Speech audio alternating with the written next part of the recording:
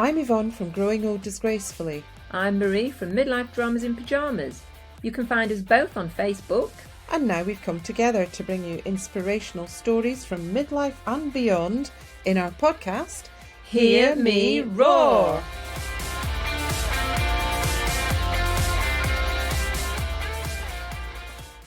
Hello. I'm here with Shirley Temple on steroids today. There's always something wrong with my hair, and that's what I look like. I've got flipping curly earmuffs. Pollyanna. Yeah. Crystal Tips and Alistair. Pop a couple of hair bands in there. You'd be dead cute. Couple of hair bubbles. All the boys fancy you. They'd all be after you. At least the curly earmuffs are on my head. I know. Let's talk about what an utter pain in the arse I've been recently. You could never be a pain in the arse, darling. You're a delight, as you frequently remind us. I've been an absolute drama queen, haven't I? No, not really. Justified. Yeah, I know. I'd entered one of my books for the Comedy Women in Print prize, and I was... they said, you're here by the 30th of June. We're recording these podcasts in July. And I hadn't heard anything by the 30th of June, but I'd already come up with a whole strategy to brace myself for disappointment. And what was I like on the texts, on the WhatsApp? Put me out of my misery. And then I never heard anything. And 30th of June. And it came and went. I was like, well, that's it. I said, it's obviously gone nowhere and that's it. And I was all right about it. I think I'd sort of brainwashed myself into believing, which is really bad, isn't it? Brainwashing yourself into believing that you failed. But it was the only way that I could cope with the disappointment. Imagine failure. And in my image of failure, it wasn't kind of like, oh, this is the end. My image of failure was, right, okay, well, I'm going to fail upwards. I'm going to do better next time. I'm going to do it better. Get to today. Anyway. Sorry, I'm blethering on. So I got to today and we're busy. We've been recording podcasts today with various people. And while we're recording one of the podcasts, a message flashed up on my screen from the Comedy Women in Print thing. There's an email and I was like, what? I don't know how you managed to not squeal, and I don't know how you managed to remain professional at all points. I had to just... Recording the rest of that podcast. You must have been squealing inside. She was certainly squealing on the outside once we turned it off. I know. I kind of... I sat there and all I was thinking about was, read the email. I was so excited. But excited even if I hadn't got anywhere with it, because it just meant that my misery was over. And I was just like, oh, this will be, at least I'll know. The not knowing was the hard part. Right, so tell them what it said. Well, what it said was...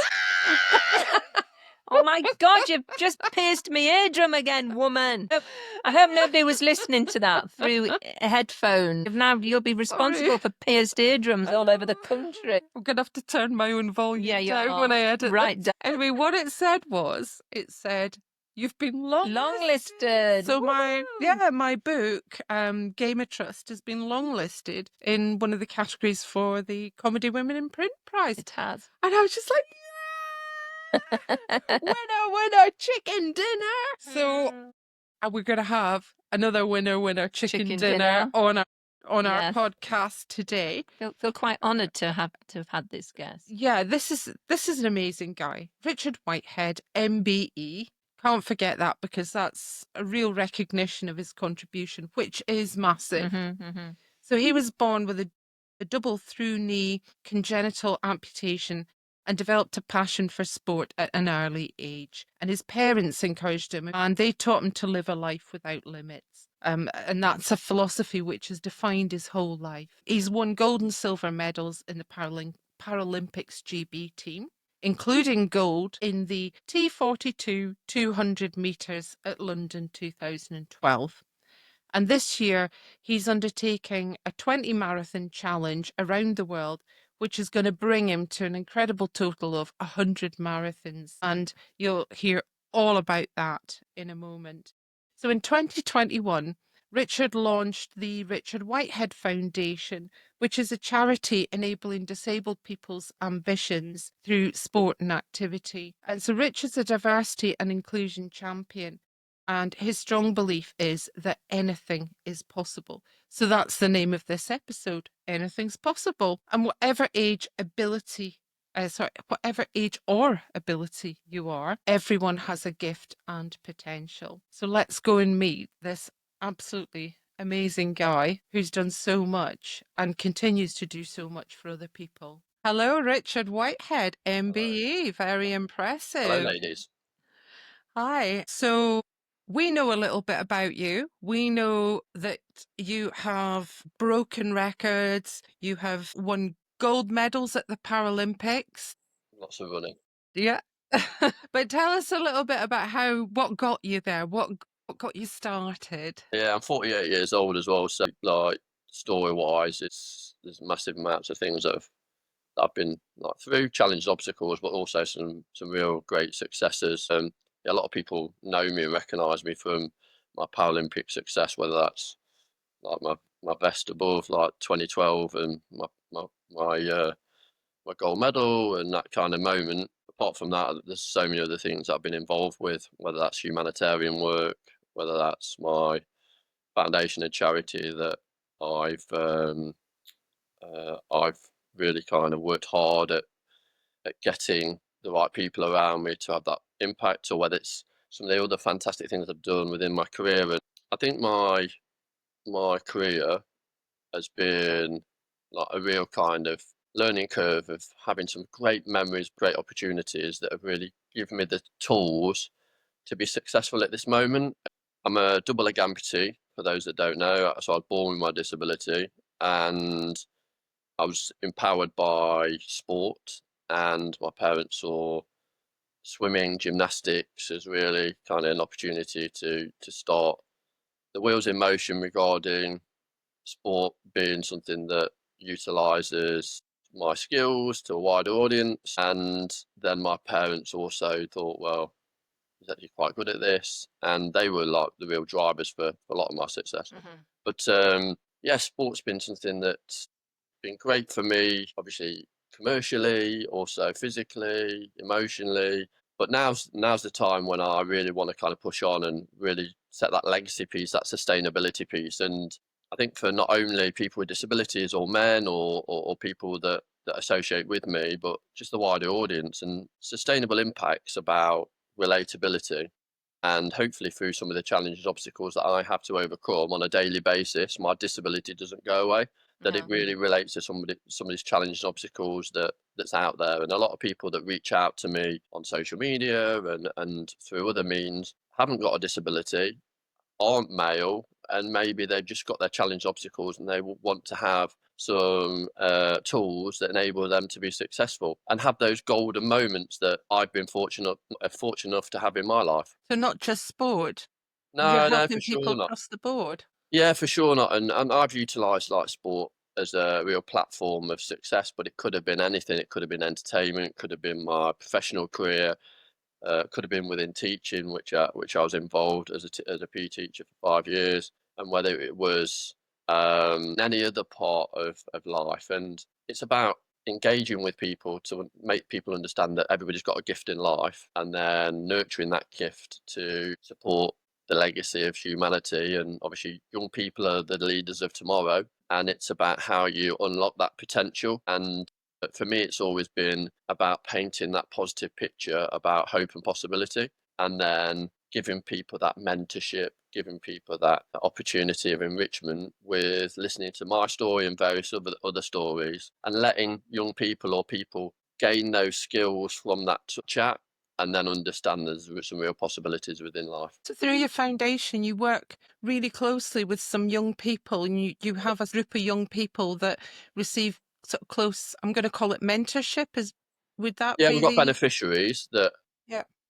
have gained not only physical technology, but also the expertise through practitioners. And again, a lot of the support donations that we get as a foundation, the Richard Whitehead Foundation, and it enables us to get the expertise for these young people to break down some of those barriers that is in front of young people these days. Getting people away from their technology at home, outside, being physically active, and understanding that not all these barriers and obstacles are something that you need to have money to break down. Some of it's just giving people these experiences. The problem with the disability community is two major kind of real barriers and blockers. One is cost. For a person with a disability, cost of living is a lot higher. So Yeah. obviously the technology that these young people need to be successful is also higher. So for instance, as a person with a disability, you've got a cost to things like prosthetics and then that expertise. As an able-bodied person to go out running or to go for a walk or a jog, you might just need a pair of trainers from your local sports shop, which is a cost of maybe, I don't know, £50 to £100, where an amputee the cost might be £5,000 to £10,000. So it's a massive disparity there, and these are the kind of barriers that we're having to overcome. So one's cost, and then the other thing's time. As a person with a disability, every disability is different, and then it takes time for you to navigate some of those challenges and obstacles, and that's something that we're passionate about, giving people that time, saying that you might want aspirations and goals within your life that are here, but then you have got these slow incremental goals and targets to overcome before you get to your target. And that's what's really important to me. It's really important that we support these young people. But then also I'm somebody that, like I say, 48 years old, and sometimes when we talk about sport, physical activity, people put like numbers or ages before that, and I don't want to be a person that is ageist at all. And I think if you're 6 or 69 or 79, if you've got that appetite to invest in yourself and the surrounding community, and you want to be physically active, then why not? And that's what's really important. And I won my first Paralympic gold medal when I was 38 years old. Wow. So it just shows that anything is possible. Does it get more difficult though? Because you're 48 now, and I imagine that as you get older, not just at 48, but 58, 68, however long you keep going, Yeah. an injury can potentially take longer to heal and things like that. So does it get more challenging as you get older? That's a great question, and for me, it's about perspective. I think as older people, we're wiser. We understand our bodies more. I think young people, and I've been a young athlete. I've been a young person that's been very gun ho, kind of go everything at 100 miles an hour, and then you take the consequences after, Yeah. and that has an impact on lifestyle and physical activity, etc. Where last year I broke my own world record in the marathon, so it's like after 20 years of running marathons, I'm fitter, stronger than I've ever been, and It's amazing. that's because I've put a team around me that enables me to do that. I also invest more time in things like rest and recovery, my own mental and physical health, and it's also about understanding that yes, I am 48 years old, and there's some allowances to do for that, but why not? Why not be better every day? We're told, and we're kind of coached into this mentality about retirement. When are you going to retire? Like the last 10 years, people have said, when are you going to retire? And I'm like, I'm never going to be governed by what anybody else says about retirement. It's going to be down to kind of my own physical health, and my own kind of mental health state is going to say, actually, I've done enough, or I'm going to do something slightly different. But I think sport or physical health is a real responsibility to yourself. And whether you're running marathons or running the park run, that is investing in your own future, and you're investing in the time that you have with your kids and your family. Yeah, you mentioned earlier about young people and screens and technology and social media and all of that, and doing sport absolutely gets them away from all that. I know you've got 2 young children, Zara and AJ. Are you very conscious of the social media and tech side, and are you trying to keep them away from it and Make them go outdoors. make them go outdoors and put the screen down? Yeah, screen. I think again, it's like you've got to think about kind of what's promoted by things like the media and the internet around. They encourage you to utilize screen time, and they encourage you to use technology. Um, and for me, it's about kind of breaking that down into the real kind of core values that you've got as a person, and go, actually, it's really important to have that family time, really important to have physical activity within that family network, and just getting yourself and your family out, enjoying your local environment. I think COVID was was a real driver for that. We spent more time together as a family unit, and then because of that, walked more, spent that social time with each other, and got to know what the family really needed. And that's about kind of enjoying life, enjoying the benefits of that, and physical activity, physical well-being is so important. And for me, it's really important to get young people out, just experiencing like the local environment, the smells, the sounds, and talking through some of the insecurities of young people, because you can really kind of remove some of those barriers and obstacles in life when you do so. I think young people are less equipped now because of that, and technology has replaced a lot of those relationships that maybe we would have had like 30 years ago. Yeah. Yeah. So have you passed on your love of sport to your 2 children? They were swimming yesterday. I think they'll have just kind of climbing trees and being out in the local Big kids. countryside, and running around on the scooters and swimming. Again, I was kind of, my parents saw power sport as a massive opportunity for me, Yeah. where I kind of just want my kids to experience as many different sports as possible, Yeah. and through that, you find their own niche. Like I said about gifts, really find your own gift and kind of go with it. One thing I do say to parents and guardians about when they're supporting their young family is that, why would you spend like 10 years standing on the sidelines watching your kid playing football, or at the side of a swimming pool, when you could actually be doing the activities with the kids themselves? I think it's Do those you know that's so physical, true? yeah, That is so true. those behaviours are so important. Young Yeah. people are the leaders of tomorrow and the sponges. They want to see their parents being physically active. And children also learn the art of conversation from the adults in their lives. Yeah, for sure. It's quite nice to kind of just sit down and have a meal and Mm. just talk, making a real conscious effort to ask your children about certain opinions. And Yeah. the thing with myself is I've got a disability that you can see. I wear shorts. You can see my prosthetics. So when I meet random people, sometimes children have those conversations and questions like, why has he got those legs, etc., etc. I try and have those conversations with my kids, obviously in different contexts, Yeah. that really kind of are informative, because those barriers, obstacles, but also that discrimination that people have, it's learned from obviously experiences. And if you can remove those at an early age, it then creates a more inclusive world. It's hard not to let it hold you back. I mean, you must have struggled For through sure, yeah. some things yourself, particularly, I think, as a teenager, you're particularly vulnerable. It must have been hard for you and your parents as well to Sure. keep that drive going through those teenage years. Yeah, for sure. And there's always going to be those dark times where you really struggle to self motivate. But I think that's the same for anybody. You look at, obviously, for instance, if you're going from junior school to secondary school, then any kind of difference is always highlighted. So whether you're taller, whether you're maybe a plus size, whether you're a different skin color, maybe you have some like marks on your face, or you've got anything, different language, different religion, disability, ability. I think you're always highlighted for that, and children can be terrible for kind of picking up on that. And I think when you are different, we all need to celebrate those differences, because a more diverse world is a more inclusive world, for sure. And still to this day, there's still lack of representation within employment. There's still represent things like teachers, for instance. 0.5% of teachers in the UK have a disability.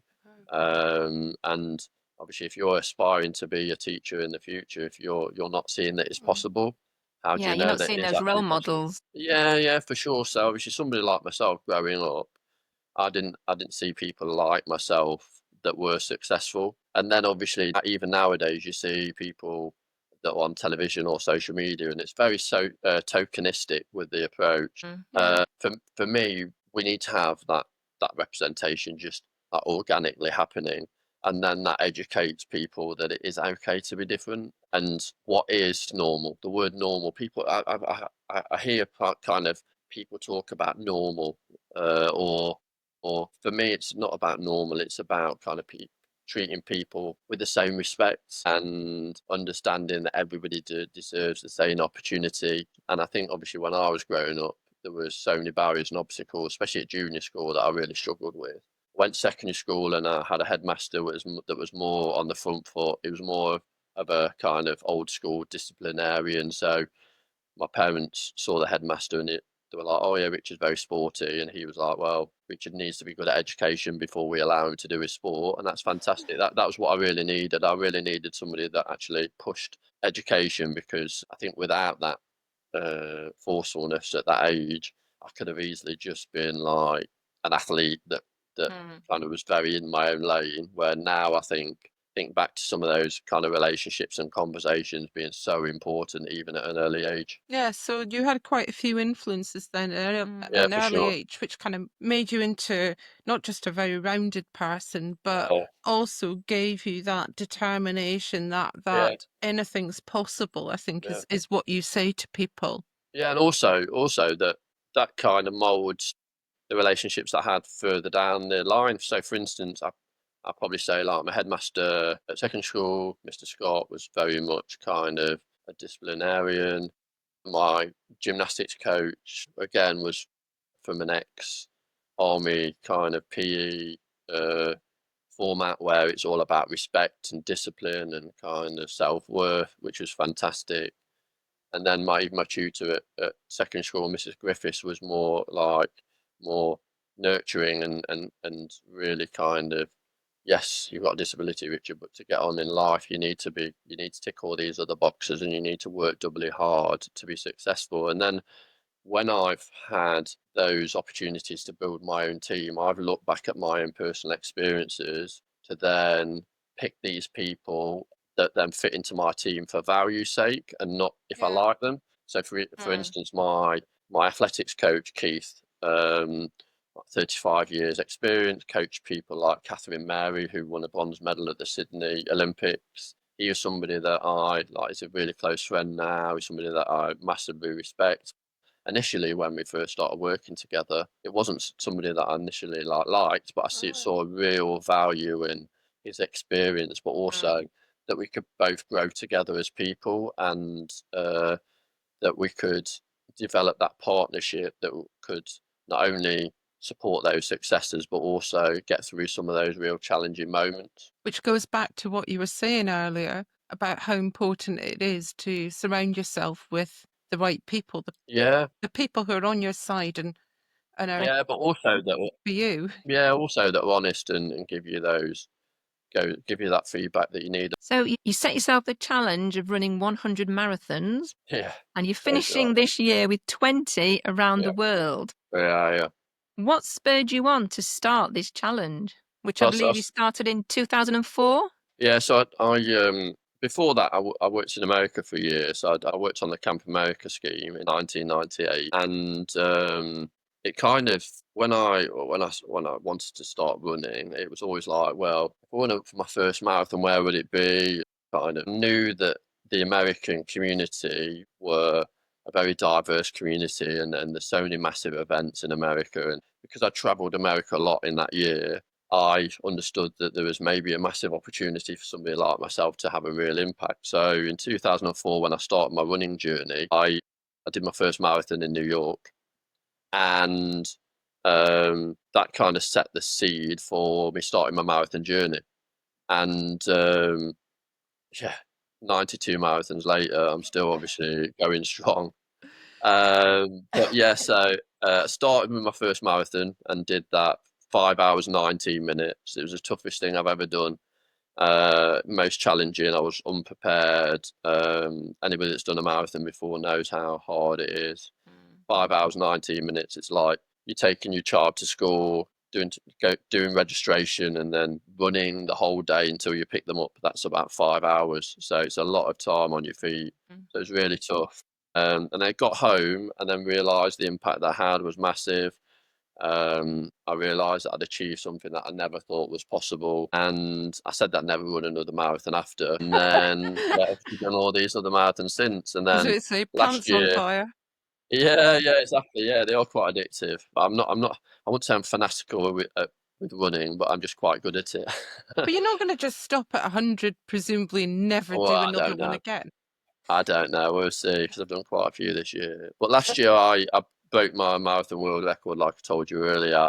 So at the age of 48, I ran 2 hours 41 minutes in Chicago, which is the fastest marathon That's that anybody's amazing. done on prosthetics, whether it's single leg or double leg amputee. And I got to 80 marathons there, and then said to myself, well, obviously, how do we use this platform now for next year? What do I want to do to be able to celebrate the success that I've had over the last 20 years of running, and obviously try and spread the word across the whole marathon community. And so decided to not only go from 80 marathons to 100 this year, but also go to some of those venues and cities that I've actually competed at before. So for instance, my first marathon of the year was in Dubai, which I'd won one of my world titles in. The second one was in Miami, which was my first international competition ever, and that was as a swimmer in Miami in 1989. So very specific to some of the cities that I'm competing or running in. I've got a real kind of close connection to that country and that Nice. that setting. And then what I want to do is not only kind of go and run those marathons, but really turn up. So show a good performance, and then leave a lasting legacy, work with local communities around the importance of inclusion, disability wise, work with some young people within that community setting, and leave that legacy for the next generation. And it's been incredible. Like, I've done 11 so far. My next one's in Zimbabwe this weekend, which is my Wow. 12th. Yeah, so it's literally been all over the world. I'm going as far east as Sydney, as far west as Vancouver, where I've been already. How And knackered are you with all that travel? Never mind Yes, the the blooming travel. running. and my passport's got more stamps than the post office for sure. It's like, sorry, kids, we're not going on holiday this year. Daddy's too busy going on. That's it. And I've done in April. I did 5 back-to-back marathons every weekend. I did a marathon all over the world. So it's been crazy, but so good, so enriching. I met people that have started their journey at the age of 70, or I've met like a young amputee I met in Boston when I was there, and she's just got her first prosthetic limb. So it's yeah, really kind of positive messages of how sport and the power sport can really touch people. So are you going to carry on competing? Are you aiming for the next Paralympics? All I'm thinking about is with my next marathon. Right. It's just one foot in front of the other. It's like I've still got, I'll say, 9 marathons to do this year, and every marathon's got its challenge. It's, yes, 26 miles, but they're not all flat. They're not all in the same climate. Like you alluded to, I'm tired because of my travel, the jet lag in some respect, and then I'm having to run as well. I'm not sure. I think I'm always open to new challenges and new opportunities. I'd love to have a platform where I engage with a wider audience and also kind of help as many people as possible. Whether I'm going to go to another Paralympics and compete, I don't know. Yeah. Yeah. You're very open to new experiences and new For challenges. sure. For sure. I think it's really important that in those learning opportunities that you're learning yourself as well as giving your time to other people. There's some great opportunities out there in life. And again, going back to this ageist approach, I think as somebody within my 40s, I still feel I can grow as a person. I encourage people of my age group and older that if you want something enough, just go and get it. Just have those experiences. It can not only enrich your own life, but also support a wider community. So, Richard, let's talk about my Couch to 5K. Okay. I bought the trainers. Okay, nice. You have to actually put them on your feet, though. Well, yeah. Yeah, My that's it. husband says I'm too old. You're never too old. 55. You're never too old. He says my body-wise, I'll just probably kill my knees and all the rest of it. And Yeah. I'm like, well, I walk loads, mind. I do Awesome. She walks up steep hills I all walk the time. I walk Yeah. ridiculous amounts, and I swim. So I'm not completely unfit. I do No, about no, 8 no. hours exercise a week. And running is a perspective as well. It's like running is either putting one foot in front of the other, or pushing, or doing something just slightly faster than you Yeah. normally would do, and that can be like walking faster, or run jog, or walk jog, or and for me again it's about having that goal setting. So if you put on those trainers, make that commitment to yourself and step outside the door, that's obviously the first tick in the box before you actually do anything physically active. I encourage people to do physical activity or well-being exercises with friends, or people with the same perspective. There you Sometimes go. I hear those individuals that will go out with people that are a lot better than themselves, or have a complete negative outlook on life. And that's not really good, to be honest. I think you need to have people that are very much in the same mind frame as yourself, and they're wanting to be better. And ideally, you want to be doing it for yourself and not anybody else. But then prove to other people that you can do it is fantastic. But it's about proving to yourself that you can be better and fitter. And That's the thing. I wanted to do it because I kind of have in my head I'd like to someday be able to run 10K. yeah, and you can run 10K. There's no reason Yeah. why running It's 10K. not that far. I can walk it. Yeah, exactly. Why Yeah, can't I run it? I just need to walk it Too And faster. fast.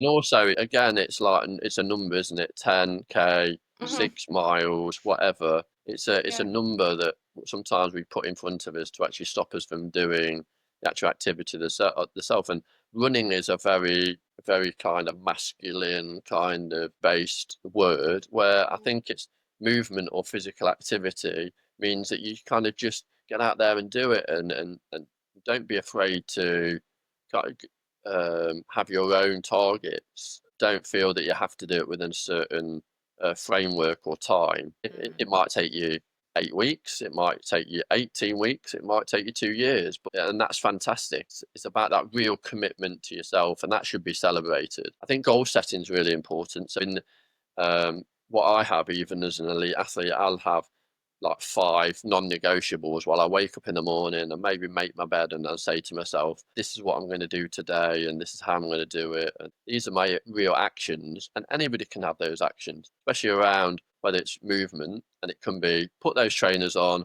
say something positive to yourself, maybe have like some a positive podcast maybe, or some music, go out there, do a bit of power walking, maybe power walk to your favorite park, or maybe to your friend's house, and then power walk back, and make it more of an action based process, instead of going, I have to do it, and this is like a not, because sometimes we put those pressures on ourselves that make the experience not a positive one. Try and make it a fun experience where it doesn't have to be about, I have to run 5K by November. It could be, I want to enjoy just being better in myself. And then when you feel better in yourself, you will see the benefits. One also thing I would say about goal setting, and people make this mistake around December, January time, around New Year's resolutions, that they'll make this New Year's resolution of going, oh, so my New Year's resolution is I'm going to start running.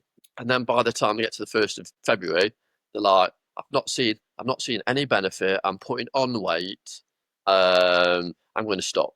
Well, any kind of behavior, especially running or physical activity, takes about 8 weeks to make a difference. So you need to at least do 8 weeks of positive behavior before you see the benefits. And then it's more of a mindset change before a physical change. You're right. And so that's why I would say like New Year's resolutions are something that are something that really hard to keep, because you've got no real focus. It's more about everybody else is doing it, giving up like drink for January, or not eating like chocolate for January.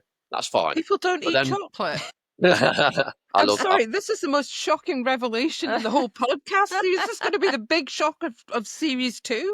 I've got a real sweet tooth as well, and I think that's one of the things that I really struggle with. Like, obviously, those kind of sweet treats and getting rid of those, But you did it, and you've, like, overall, you've probably had to do it many times, but at the end of the day, you've come out the winner in it all. and winning's again, it's something that I'd advocate to anybody, or your viewers and listeners, that winning isn't about being first, because obviously if you're first, you're the only person out of that event, race, or that has that enrichment. It's about you having your own kind of golden moments, Yeah. and that's really important. And then celebrating those when And you you've do had that. loads. You've had Yeah, loads. I mean, it's for sure. anyone who is looking for you on the internet, social media, search I'm all for over. Richard Whitehead MBE. Exactly, yeah. Whether that's Instagram or Yeah, on my website, or and the thing is though, it's great to have those connections, and people yeah, would sometimes reach out for just like real simple, like, can you help with signposting me in this direction? And either myself or my team are really happy to do that, and I think that's a real responsibility of somebody that's that has the brilliant. platform to be able to answer those questions. Yeah, that's fantastic. You just send so much positivity out to the world, but we are going to move you on to something even more important than a gold medal, which Hope so. is your cocktail. So I want to know what kind of cocktails you two like as well. I'm not sure. Has Oh, anybody asked you that before? porn star martini. I'm a Oh, is porn it? star girl all the Yeah, way. she is. Okay. I'm rather partial to an espresso martini. Okay, Yeah. nice. They're pretty like strong cocktails, well, aren't they? So drink wise, I do love a rum. I do love a Mhm. dark rum. Also, I quite like a real punchy drink. So something like a tequila sunrise or something like that's quite punchy. Yeah. Okay, So I so like if a bit you of were the tequila, cocktail, what would you call your tequila sunrise then? a flaming glory or something like that. Oh, that's nice, actually. And would you add any special ingredient to it that might represent you? Mm, I don't know. I think it maybe something that would make it like Bit of spice? yellow and orange. I quite like yellow and orange as colours. I like those fiery colours. Yellow, orange, and red colours. I quite like those. And maybe just like something a little bit spicy as well to kind of, so a bit of tequila, obviously. Maybe just have a little maybe shot of vodka as well in there or something like that. So maybe just make it a bit spicy. Oh, but do you get chili vodka? Yeah, you do, Oh, yeah. chili Yeah. vodka. Yeah, so maybe a bit of chili vodka. But yeah, and it's sort of like that. I like the concept of having like a cocktail named after you, but then also a version for those people that aren't drinking as well. Yeah. We always ask our guests cocktails, mocktails, and we had one lady who doesn't do either. She only drinks water. So we asked her for a cake. Okay, yeah, and if mine was a cake as well, it'd have to be like chocolate. I love chocolate. I love chocolate. Well, one quick story about chocolate. So, before 2012, London 2012, Cadbury's was sponsoring of the Olympics and Paralympics, and I was a Cadbury's ambassador. And so myself and Chris Hoy, Rebecca Adlington, who we're all from the same agency, we were sponsored by Cadbury's. And every month they sent you a massive box of Wow. any Cadbury's that you wanted. The problem was obviously I was racing the Paralympics, so I got all this chocolate and I was just passing it through to my friends all the time. Anyway, so my coach, my marathon coach, Liz Yelling, her husband Martin loved giant buttons. So anyway, so I sent him my month's worth of Cadbury's giant buttons, and he literally, I think he got 21 massive bags of these giant buttons. And he says he's never touched Cadbury's chocolate since because he was that sick of it. So one, if you really like chocolate, just eat enough of it so To that you'll never eat it again. yourself off. Yeah. That's my Is message. that possible? Well, you've just proved it's possible, along with many other things that you've proved is possible. Thank you so much, Richard. We Anytime. have loved Yeah. talking A to you. truly, truly inspirational Yeah. person. Thank you. Great, Thank you for your great support. person. So thanks for coming on. And We wish you all success in We everything do. you're going on to do. when's your last marathon? So the last marathon's on the 2nd of November The big in New 100. York, which is exactly 21 days when I started. So I started in 2004 on the 2nd of November, and I finished my 100 on the 2025, 2nd of November in New York. Amazing. Wow, Well, brilliant. we'll be tuning in to cheer you on. Awesome, thank you. Thanks Drinking very your much. cocktail. Yeah, that's it. Thanks, Richard. Thanks again, Richard. Anytime. All right. Thanks. Bye. Bye.